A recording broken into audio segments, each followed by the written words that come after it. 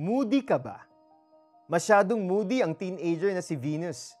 1 minute she's sweet, then bigla na lang magsusungit. Her friends always feel like walking on eggshells whenever she's around. Palagi kasing nakakahanap si Venus ng reason para mainis at magalit sa kanila. Moreover, she ghosts them kapag wala siyang kailangan, pero magpapakabait whenever she needs to ask them a favor. Hanggang dumating ang araw na napuno na ang mga kaibigan niya. Napagod na silang umintindi, magpasensya at manimbang. Venus confronted them and her friends told her the truth, the painful truth. However, Venus didn't take it maturely. Siya pa ang nagalit. To preserve herself, she started hanging around the people whom she was bashing before. And in her desperate need to belong to this other group and gain their trust, she lied. She twisted the truth. As humans, we have the natural instinct to fight for survival.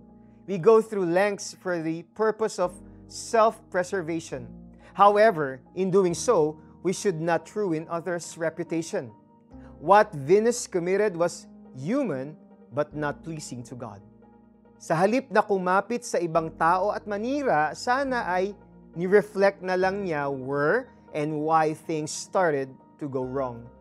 What Venus did can happen to anybody. In our attempt to hide the truth and make ourselves look blameless, we distort facts and manipulate.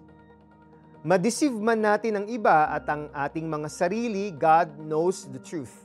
And He is sovereign enough to know kung kailan at paano ilalabas ang katotohanan.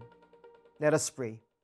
Dear Father in heaven, in this world where self-preservation usually means destroying others' reputation, help me to remember what your word says about this.